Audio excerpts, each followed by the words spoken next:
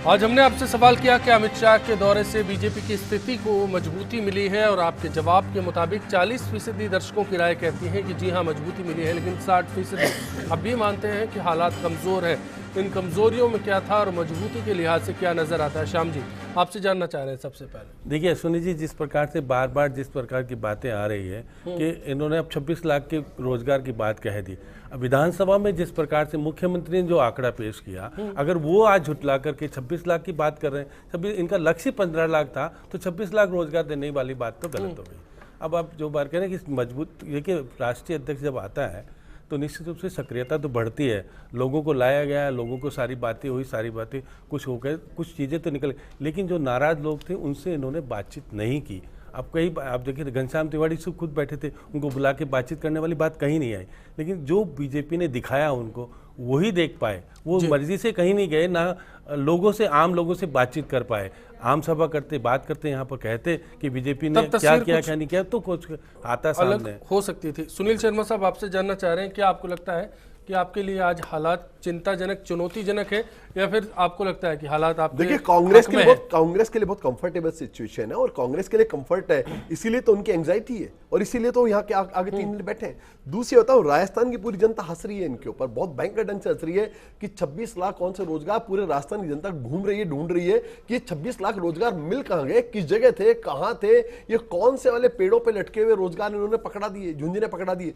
केवल पूरे राजस्थान की जनता हंस रही है। आप एक दूसरे को बिफूल कर सकते हैं भाजपा के लोग, मगर राजस्थान की जनता को बिफूल नहीं कर सकते। तीसरी बात यह, आप अच्छी तरह समझिए कौन से संकेतों की राजनीति कर रहे हैं। आप दलित के घर जा रहे हैं, उसके बर्तन तक इस्तेमाल नहीं करें, आप पत्तल दोनों के अंदर खाना खाने, क्योंकि आपके अंदर वो जो आपके अंदर जो मनुवाद अंदर तक छुपा हुआ है, अंदर तक घुसा हुआ है, वो मनुवाद वहां भी आपका दूर नहीं हो रहा, वहां भी आप पत्तल नहीं। और अगर आप में दलितों की इतनी सहानुभूति थी तो अमित शाह उस दिन कहां थे जब दांगावास के अंदर 6 दलितों को मार दिया गया था? राजस्थान सरकार का एक मंत्री नहीं गया। अमित शाह उस दिन तो सो रहे थे, मगर आज ये बात है। और रही बात है सरकार की रिपोर्ट कार्ड की, तो सरकार की तो रिपोर्ट कार्ड उसी टाइम सामने आ गई जब इनका एक मेंबर ऑफ पार्लियामेंट, उसको हार्ट अटैक आता है और 20 मिनट तक वो बेचारे तड़पते रहते हैं। आप ये सोचिए अश्विनी कि जब राजस्थान का एक चुना हुआ प्रतिनिधि, भाजपा का मेंबर ऑफ पार्लियामेंट, वो जब मेडिकल और चिकित्सा की सुविधा से महरूम है, तो आम जन का क्या हो रहा होगा?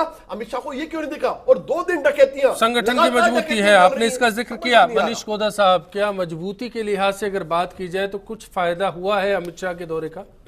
देखिए, इसमें एक चीज़ मैं आपको ये कहना चाहता हूँ कि संगठन की मजबूती तो इस रूप में सही है कि राष्ट्रीय अध्यक्ष आते हैं तो नेचुरली एक एनर्जी तो लोगों में आती ही आती है। कांग्रेस के लिहाज से देखा जाए, क्योंकि हमें कंपैरिजन करना पड़ेगा जब दोनों पार्टियों को हम देख रहे हैं, कांग्रेस में ऐसा कहीं भी नहीं है। कांग्रेस इस मामले में माइनस है, ठीक है।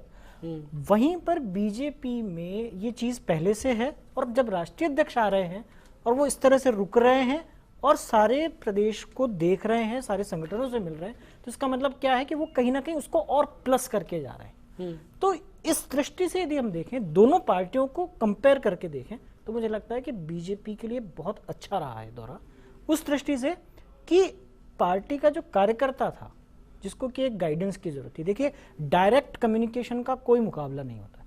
जो ऑर्गेनाइजेशन का हेड है वो अपने एम्प्लॉइज को या अपने कार्यकर्ताओं को जो भी कुछ कहना चाहता है, यदि वो सीधे उनसे बात कर लेता है, वो आपस में बात कर लेता है। आपने एम्प्लॉय शब्द इस्तेमाल किया है ना, वो बिल्कुल सही किया आपने। चलिए, आपके नजरिए से फायदा है, मैनेजमेंट के पर्पस से बता रहा हूँ कि यदि उस तरह से कर लेता है तो उसका कोई मुकाबला नहीं होता। चलिए, संगठन के शाह वो यहाँ पर साबित हो रहे हैं।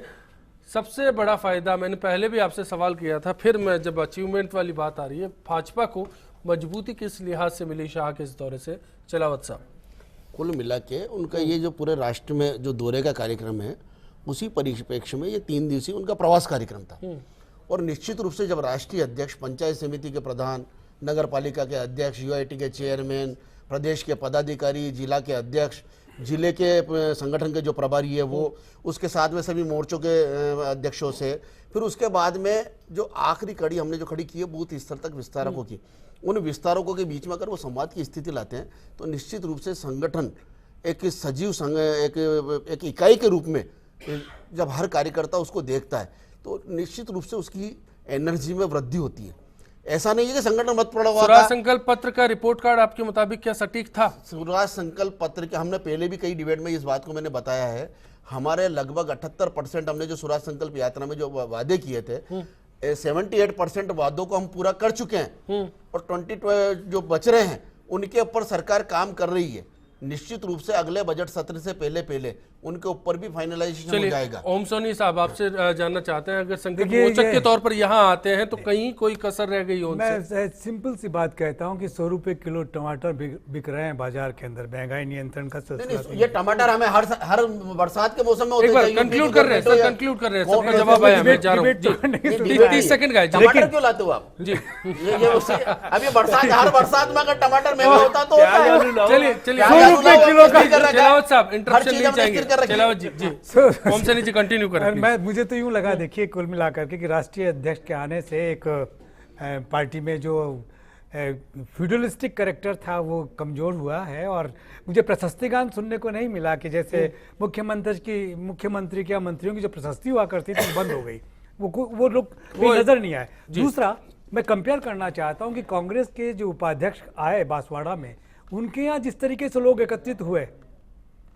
और जिस तरीके का संकेत वहां से मिला, वो संकेत अपने आप में भारतीय जनता पार्टी के लिए चिंता का विषय है। और वो बात मुझे लगता है कि विस्तारकों के माध्यम से वो ठीक करना चाहते हैं 3-4 महीने में, जो राष्ट्रीय अध्यक्ष बोल के गए, क्योंकि प्रदेश संगठन पर उनको कतई विश्वास नहीं चलिए है ये कि वो राजनीति कुछ की तस्वीर है, जुदा है, लेकिन महंगाई का जिक्र भी यहाँ पर हो रहा है, प्रदेश में बारिश भी हो रही है और इन तमाम पहलुओं के बीच में चलते चलते आज मनोज कुमार साहब के जन्मदिन को उन्हीं के गीत के जरिए छोड़ जाते हैं।